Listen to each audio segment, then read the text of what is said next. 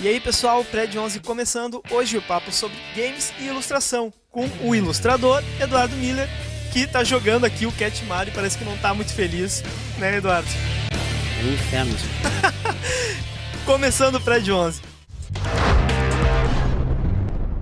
Começando mais um Prédio 11, hoje meu convidado é o Eduardo Miller, que além de ilustrador, é professor de games, então vai ter bastante assunto aqui para conversar hoje com a gente. Seja bem-vindo, Eduardo. Obrigado pelo convite aí, agradeço mesmo. Pela pesquisa que eu fiz do material, achei muito material que tu fez para fora, e alguns poucos aqui para o país realmente. Isso é realmente porque o mercado está pequeno aqui no Brasil, pode contar um pouquinho sobre isso aí? Eu comecei há 15 anos atrás, né? Então, quando eu comecei, eu ouvia falar de pessoas que trabalhavam para o mercado americano, que trabalhavam para outros mercados em si. E era uma época que era pré-internet. Ou seja, para tu ter acesso a contatos e conversar com as pessoas naquela época era bem mais complexo do que é hoje. Hoje em dia, com a internet, eu consigo montar um site, consigo vender meu trabalho para qualquer americano, europeu, sem muita dificuldade. Até mesmo as transações bancárias hoje em dia são mais fáceis, né? Então, de certa maneira, trabalhar com esse mercado é muito mais fácil hoje do que a gente pensava. E tem muita gente que está iniciando no mercado sem nunca ter publicado nada no Brasil e trabalhar para os Estados Unidos, trabalhar para vários outros lugares, né? Por causa dessas facilidades, né?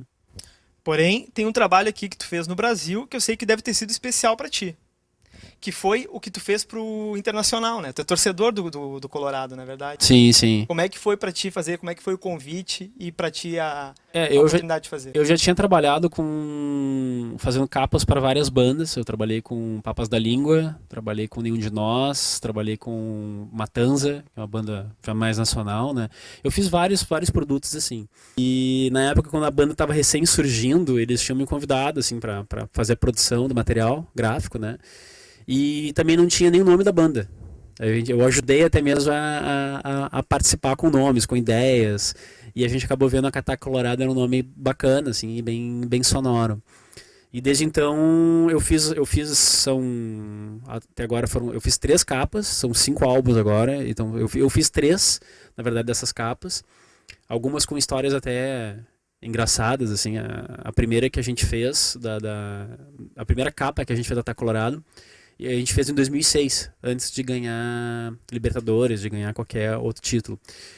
E a gente fez a produção da capa, que foi uma capa bem diferente um pouco assim do padrão como a gente estava trabalhando. A gente fez uma capa que tinha 2 personagens fazendo uma queda de braço, essa era a ideia da banda. E no fundo teria uma grade com a torcida do Inter assim balançando a grade, assim. Como se fosse, lembra daquele Mad Max, a Cúpula do Trovão, assim, que tinha era uma brincadeira, algo mais ou menos assim, né? E exatamente. E aí a gente fez uma capa, ficou muito bacana a capa, ficou muito legal.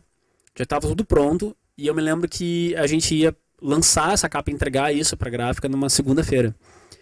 E no domingo teve um jogo muito famoso, que foi um Grenal muito conhecido, muito polêmico, que era o famoso Grenal dos banheiros químicos. Não sei se tu recorda disso.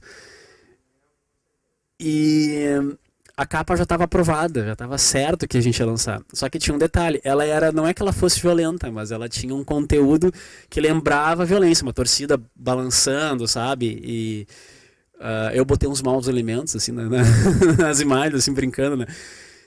Depois a diretoria do Inter proibiu essa capa, né? Foi algo que não lançou. Então, na verdade, a primeira capa que eu fiz no Cataca Colorado, ela não foi a capa que era para ser de verdade. Foi uma outra enjambração que a gente fez de última hora para poder cobrir esse problema. E aí, quando a gente fez o segundo disco, que aí já era um disco, aí já tinha ganho Libertadores, tinha ganho o Mundial, a Recopa. Aí a gente fez uma capa que foi alusiva à conquista da Tríplice Coroa, né? E foi a primeira capa que eu fiz de verdade com a vontade, né? Tem CD. E a última que a gente fez agora ela é alusiva ao novo estádio. Então foi bacana assim, produzir a ilustração. Foi difícil, porque de certa maneira eu não sabia como é que era a visão de dentro do campo, por exemplo, para tu poder ver o estádio inteiro, né, aplicado ali no desenho. Então foi um desafio, assim. E no final depois a gente ficou bem satisfeito, assim, ficou muito bacana. Tu realizou um feito assim que para um ilustrador e também para pro professor de games, deve ter sido um marco. Não sei se tu deve ter ido em outros também, mas eu sei que tu foste no Comic Con 2012. Eu fui pra Comic Con a primeira vez, foi em 2001 isso. Hoje eu tenho 35, né? Não parece, mas... Né? E isso foi em San Diego, né? Na primeira vez, eu fui pra lá 3 vezes, fui pra lá. E aí eu comecei a trabalhar lá, pro mercado americano indo pra lá, né? Comecei a fazer vários trabalhos tanto para quadrinhos quanto para jogos de tabuleiro, jogo de carta, aqueles card games, coisas assim, né? E depois eu virei professor, teve todo esse envolvimento. Deixei a ilustração um pouco de lado, embora eu ainda produza algumas coisas, mas não tanto todo dia no ritmo que eu trabalhava antes. Lá tu teve a oportunidade de conhecer algum ídolo, de ver... Vários. Vários, pode né? contar alguma das experiências aí? Eu conheci, para mim, o maior orgulho foi ter conhecido o Will Eisner, que ele é o grande, vamos dizer assim, o Will Eisner, ele foi, na verdade, ele faleceu em 2005. Ele foi o maior dos maiores, assim, sabe? Tipo, lembra que ele tem um quadrinho dele muito famoso chamado The Spirit, que depois virou filme. Sim. O filme é uma porcaria, tá? Mas os quadrinhos são excepcionais e ele que criou, na verdade, a narrativa moderna dos quadrinhos como são hoje. Né? Eu conheci ele quando ele tinha 81 anos, mais ou menos. Ele morreu, acho que com 84, acho que mais ou menos nessa idade, assim. Isso foi naquela época, em 2001, na verdade, né? E aí, ano passado, eu fui de novo, porque eu criei um projeto junto com um grande amigo meu, que é o Christopher Casten-Smith. Christopher, ele foi diretor criativo da Ubisoft, do estúdio de games da Ubisoft, aqui em Porto Alegre. E ele é escritor, ele é conhecido lá nos Estados Unidos, e a gente criou um projeto de quadrinhos que a gente levou lá para poder mostrar para os editores, conversar, trocar uma ideia, né? E aí, ano passado, acabei de novo, dessa vez foi em Nova York, que foi bem legal. E conheci vários caras que eu curto, assim. Conheci o Scott Campbell, que é um ilustrador clássico, ele fez vários gibis famosos, tipo Gen 13. Hoje ele tá trabalhando na Marvel, fazendo bastante coisa para os Vingadores. Que é difícil dizer os nomes porque é tanta gente, sabe? Essas convenções que são nos Estados Unidos, como em Nova York ou San Diego, elas são imensas. Então tem desenhistas do mundo inteiro, gente sabe? Tu troca ideia com muita gente, isso é muito bacana. Cara, tu te considera um nerd? O que é isso de ser um nerd? O que é isso de ser um noob pro pessoal que tá assistindo que não tá cultuado nesses termos? É difícil hoje em dia dizer o que é nerd, né? Porque quando na minha época, nerd era o cara que estudava o tempo todo. E o cara que adorava quadrinhos era um idiota, era realmente isso, entendeu? Ninguém dizia assim, aquele cara lá é tão nerd. Não, nerd naquela época era o cara que estudava. Tanto que tinha o filme aquele dos nerds, A Vingança dos Nerds, Revolta dos Nerds, esses filmes clássicos, assim, que são os caras que são os estudiosos, são os caras, né, que tem tudo isso. E eu sempre fui um cara que adorava quadrinhos, adorava, sabe, cinema, game, adorava tudo isso. E na época o pessoal às vezes te achava meio esquisito, né? Tipo assim, o cara adora, idolatra essas coisas, tipo Guerra das Estrelas, né? Jogar videogame o dia inteiro, essas coisas assim. Hoje em dia, na verdade, eu acho que isso foi uma coisa que abriu, acho que um pouco dessa preconceito que tinha antigamente já não tem mais. E hoje em dia o preconceito é para quem não entende. Aí tem esse termo, o noob aí, né? O cara que é novato, que não entende, que não conhece, né? Tenta entrar num grupo desses, assim, que é uma comunidade muitas vezes teoricamente fechada, né? Porque tu entra, se tu não gosta de uma coisa, tu não te encaixa. Se tu não gosta daquele outro, tu não te encaixa. Então, o noob é muito isso, o cara que entra quer entrar na comunidade, mas ele ainda não entende tanto assim, sabe? Isso em qualquer comunidade, tipo, uma gurizada que adora jogar futebol, o cara que tem sempre o cara que é o Zé Ruela ali, né, que não joga nada e o pessoal meio que escanteia ele. Dentro do mundo nerd, o noob é o cara que é o escanteado, porque ele não é novo, não entende, não conhece, não tem tantas referências. Está com a cultura ainda muito aprimorado. E isso hoje expandiu muito, né? Então não dá pra dizer exatamente o que é nerd e o que não é nerd. Eu não sei mais se eu sou nerd ou não, porque às vezes eu acho que, tipo, eu vejo meus alunos, por exemplo, eles são tão mais nerds quanto eu, sabe? Eles conhecem tanto mais coisas e eles têm umas informações tão mais apuradas, algumas coisas, do que eu, assim. Então, não sei mais o que é exatamente, né? Então tá, Eduardo, eu quero que tu me conte, então, o processo criativo de como tu faz esse tipo de ilustração aqui. Isso aí é uma ilustração que eu fiz, assim, que na verdade eu passei a minha vida inteira sempre ilustrando para os outros, né? Não fazia muitas coisas para mim, assim, nesse sentido. E Depois que eu comecei a virar professor, comecei a me envolver com a área da docência, assim, eu comecei a me dar ao luxo de poder desenhar coisas que eu gostava e que eu achava legal. E eu sempre gostei muito de música eletrônica, de house, assim. Eu brinco um pouco de DJ também, assim. E eu fiz uma série de ilustrações, que na verdade são cartazes, são tipo posters, né? Em que cada um tem um tema e esses temas são, na verdade, direcionados a músicas conhecidas de música eletrônica. Então, tu tá segurando aí agora uma das ilustrações que eu já fiz, né? Que ela é alusiva a uma música chamada In The Air. Assim, então, a letra da música tem a ver com a proposta da ilustração, né? Eu normalmente trabalho sempre com ilustrações feitas a lápis. Eu uso uma lapiseira comum, uma lapiseira, um grafite HB simples. Faço uma finalização muito forte, assim, com lápis para ter um resultado bacana. E depois a gente escaneia e vai pro Photoshop, né? Aí no Photoshop são cores, esses trabalhos que eu estou mostrando são cores, são uma parceria minha e de um colorista lá de São Paulo, chamado Salvatore, que a gente produz bastante coisa. Essa ilustração agora, ela é da história em quadrinhos, estou produzindo junto com o CRISPR. É tipo um teaser, assim, dá para mostrar, para o pessoal ver, né? Também é uma finalização toda feita a lápis. Qual é o nome do quadrinho? A gente tem um nome chamado Tear Place, que ainda é um nome fictício, né? É uma história de uma menina em que ela entra num mundo bizarro, assim, diferente. E a gente gosta de brincar, assim, que a ideia do quadrinho é uma mistura de Disney com Laranja Mecânica. Eu tô vendo um Pato Donald e um orc aqui. Né? Na verdade, o Pato Donald é uma brincadeira com o Donald, né? Ali tem um monstrinho, que na verdade não é um orc, na verdade é o Pooh. Lembra do Pooh, aquele ursinho? Sim, claro, claro. É uma versão deturpada do Pooh, assim. O Mickey tá ali também, tem o Donald ali. E eu não vou dar um spoiler da história, né? Contar exatamente, mas... Confiram no site do Eduardo. E essa aqui é a ilustração, aquela do Internacional, que eu fiz ali para capa de CD, que mostra o estádio novo. Também o mesmo processo, tudo feito a lápis. E depois colorizado tudo em Photoshop. Eu faço a base das cores, eu defino as paletas de cores, como é que funciona. Passo isso pro Salvatore, que é um colorista que ele trabalha com luz e sombra, ele dá uns efeitos. E depois eu faço uma pós-produção em cima. Esse que é do CD do Ataque Colorado. É isso aí.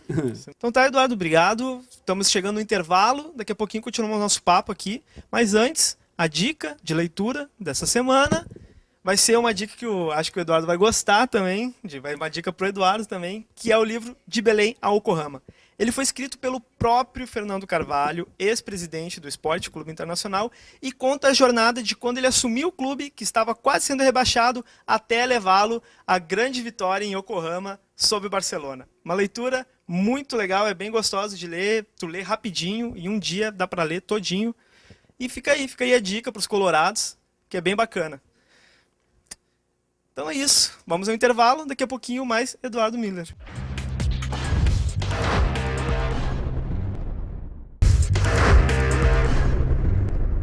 Voltando do nosso intervalo, hoje aqui com o ilustrador e professor de games Eduardo Miller. Eduardo, agora vamos para outra parte da tua vida agora, que é a parte dos games, né? Tu é professor de games. Dá aula aonde? Eu dou aula na Fevale, no curso de Tecnologia em Jogos Digitais, específico para games. Pois é, tu como professor, pode contar um pouquinho sobre esse universo dos games, como... Nos dê uma aula de videogame aqui, nos dê uma aula de game agora. O curso de games ele é um game que premia, de certa maneira, uma pluralidade de ideias. Assim. A gente vai ter alunos que estão focados na parte de produção de arte, alguns estão focados na parte de produção de programação, outros estão focados na parte de produção de áudio, ilustração. A gente tem uma grande variedade, vamos dizer assim, de talentos que acabam incorporando o curso em si. A gente incorpora, e o professor do curso de games ele tem que ter todo um conhecimento tanto teórico, mas técnico em cima das mais diversas áreas. Né? Existem muitas pessoas que têm interesse nessa área. Para essas pessoas, como é que tu vê o mercado? Dá para realmente fazer uma carreira e ganhar dinheiro com essa área? Assim, se tu pegar o mercado de games quando ele surgiu no Brasil, ele era bem tímido, no sentido de consumo e de produção. E tem se visto isso, as pessoas elas querem pagar pelos games no Brasil, só que não querem pagar tanto imposto. né? Então essa é a grande dificuldade assim, de mercado de venda. Agora, na parte de produção, qual é que era a dificuldade? A gente tinha um grande desejo anos atrás, há 10 anos atrás, por exemplo, de produzir jogos, só que não tínhamos pessoas especializadas, não tinham pessoas que estudaram games, que desenvolveram, né, suas habilidades voltadas especificamente para isso. Tem outra coisa que eu observo também, que são assim, o online, né? O online. O online, ele também ajuda nesse processo, né? Porque tem propagandas de produto X, que às vezes eu entro no site e tem lá o joguinho, encontre produto X escondido, e daí é um joguinho que tem que procurar. Isso aí também é programado, feito, produzido, de certo, por programadores de games. Isso aí ainda é uma tentativa dos publicitários conseguirem se adequar com essas novas tecnologias. Mas é muito tímido, ainda não é um jogo de verdade. Aquilo ali é é uma peça de propaganda um pouco mais interativa. É isso, mas ainda não chegou nesse nível, né? Voltando agora, Prédio 11 com o Eduardo Miller. Eduardo, tem uma coisa agora diferente para tratar contigo. Para a gente ainda abranger sobre os games, tu contar um pouquinho sobre as diferenças de cada um, eu separei aqui alguns trailers de alguns jogos, o pessoal vai conferir, vai aparecer na tela, e enquanto tu vê aqui no nosso computador aqui, que a gente separou hoje aqui, uma mini produção, tu vai vendo os trailers, vai comentando sobre os jogos. Fazer? Tranquilo? Estamos dando uma olhadinha aqui no ET do Atari. Eu particularmente, assim, eu cresci jogando videogame. O primeiro videogame foi com 5 anos, que foi justamente um Atari. O ET eu não joguei, mas ele tem uma história curiosa sobre esse jogo, que na verdade ele foi o maior fracasso da história dos games. De todos os faliu o Atari. Faliu o Atari, não é? Porque isso foi junto do lançamento do filme. E naquela época existia um frenesi enorme de tudo que era lançamento de produtos, merchandising voltado pro ET. Então, desde lancheira escolar até, enfim, tudo que era produto, roupa, comida, tudo era lançado com o nome do ET. E eles tiveram um devaneio de achar que só porque está fazendo um jogo do ET as pessoas vão comprar e vão vender, enfim, vai ser um sucesso. Eles acreditaram tanto nisso que eles fizeram produzir milhões de cartuchos, lançaram no mercado, as pessoas experimentaram, odiaram o jogo e não jogaram, e eles tiveram que, reza a lenda que eles tiveram que passar uma patrola por cima, destruir todos os cartuchos e não deu certo. E isso, de certa maneira, foi horrível para a indústria de games naquela época, porque, cara, isso aí, nenhum produtor ia produzir um game tão fácil, assim, ia pensar 2 vezes antes de produzir um jogo de qualquer filme, de qualquer franquia que fosse ser lançada, né? Isso aí é legal, né? Isso aí que tu comentou até entra naquela coisa... Bom, até o Atari era bem antiguinho, né? Não dá pra exigir muita coisa de gráficos, mas esse negócio do gráfico versus diversão, né? Às vezes tem aquele jogo que é lindo, mas enjoa fácil, e o que não é, como exemplo, Super Mario, que tu vai comentar agora, que é simples, mas a pessoa começa a jogar e vai longe. A gente costuma dizer que aquele período dos games, assim, o jogador ele tinha que preencher a história, porque a história não era tão bem entregue para ele. A imaginação. Ele tinha que imaginar que aquele quadrado era ele. Claro. Sabe? Que o dragão que tem ali era tosco, assim. Mas a pessoa, quando ela jogava, ela tinha que preencher isso. Isso era uma coisa muito interessante. Né? E depois, quando veio as gerações 8-bit, principalmente com o Nintendo 8-bit, entrou uma nova ideia, que os personagens começaram a ficar mais reconhecíveis. Quando eu criasse um personagem, ele era reconhecível. E o Mario era um dos melhores exemplos disso, né? Ele tem um personagem que ele tem assim uma forma, ele tem uma silhueta, ele tem um desenho diferente daquela época. E, por isso que, de certa maneira, o Nintendo ele tornou os games de uma maneira mais popular, principalmente o Mario, porque ele foi o primeiro personagem que era dos games mesmo, assim, o primeiro personagem que tu olhava e dissesse, não, ok, isso aqui é um personagem exclusivo para isso, né, e fez um sucesso tremendo. Tanto que até hoje, imagina, ele passa de geração em geração e continua ainda cativando as pessoas, né, a gente ainda acaba curtindo bastante. Até hoje tem jogos com esse personagem. Até Sim, hoje são lançados jogos ele é um dos poucos personagens, na verdade são apenas 2, que saíram do mundo dos games. Hoje qualquer pessoa conhece o Mario, né? Tirando a piada, né, que a gente tem tradicional, mas ele e a Lara Croft são os 2 personagens que eles saíram do mundo dos games, se tornaram personalidades e hoje em dia qualquer pessoa reconhece, diferente de outros personagens de alguns outros games que enfim, fazem sucesso só nos games. Um outro game que fez muito sucesso e a cada geração ele se reinventa, né, é o próprio Resident Evil, que ele surgiu inicialmente como uma proposta, né, pro PlayStation 1, e na verdade ele sempre foi quase meio que exclusivo do PlayStation, depois ele foi trocando de para outros consoles. Ele tem uma coisa muito interessante, porque ele era o primeiro jogo de horror de verdade, assim, que a gente pudesse sentir realmente medo.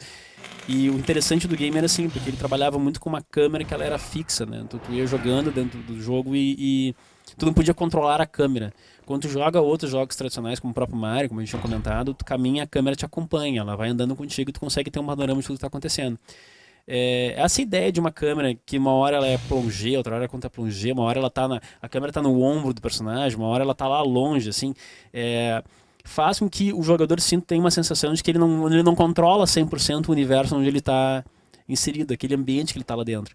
E isso começou, na verdade, com um jogo anterior chamado Alone in the Dark, que fez uns exercícios disso aí, só que a interface deles não era muito agradável. Então, ele fez sucesso pela inovação, mas não foi o jogo que marcou mesmo, né? E quando o Resident Evil saiu, na sua primeira versão, no Resident Evil 1, era algo que, cara, eu me emborrava todo, assim, jogando o jogo, porque, cara, eu vou jogar um jogo que eu sei que eu tô dentro de um lugar que eu não controlo, eu não consigo, sabe, realmente...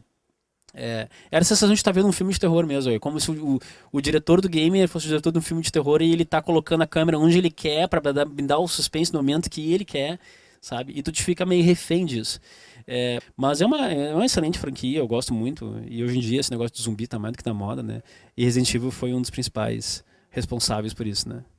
Então tá, Eduardo, depois dessa retomada aí por clássicos jogos que acho que todo mundo já deve ter jogado um pouquinho, eu quero que tu conte então agora dos teus contatos, sobre onde tu dá aula, quiser chamar o pessoal para ir conferir, dar uma olhada, ser aluno teu. Também contar sobre um jogo que tu tá produzindo, que tu produz, né? O Tormenta. Agora é a hora de tu passar tudo aí. O Tormenta, no jogo, na verdade, é Tormenta, Desafio dos Deuses, ele tem sido um desafio mesmo. Fizemos um vídeo e decidiu fazer uma campanha de crowdfunding, que seria financiamento coletivo, dentro de um site chamado Catarse. Essa campanha foi muito bem sucedida, a gente mostrou o jogo lá no vídeo de divulgação, a gente comentou, pediu ajuda das pessoas, e a gente conseguiu atingir um recorde no país, agora, que foi de arrecadação de fundos para produção de um jogo. Não é nenhuma fortuna, mas a gente conseguiu algo que, tipo assim, estimulou muitas outras pessoas, e está estimulando isso, que é o mais legal de tudo, né? A gente poder ajudar outras pessoas nesse sentido a produzir alguns outros jogos. Os jogadores investiram no jogo. Exato. Bem bacana. Então bem como bacana. se fosse uma pré-venda, né? E a produção tá rolando agora. Ano que vem a gente tá lançando esse game aí e estamos muito felizes com isso. Legal, parabéns, Eduardo. Obrigado. Boa sorte no teu lançamento. Quer passar teu site? Eu tenho meu site que é o www.edmiller.com. É edmuller.com. Aí quem quiser conversar, tem um monte de material lá. Confere lá. É isso aí. Obrigado mais uma vez, Eduardo. Seja sempre bem-vindo a voltar. Volta com a banda, tá Colorado, quem sabe um dia, né? Não, eu que agradeço o convite, né? E principalmente a atenção aí. Achei muito bacana. Que isso. Obrigado a vocês também, pessoal. Lembre-se de acessar o nosso Facebook. E até semana que vem com mais um convidado aqui no Prédio 11. Tchau, tchau.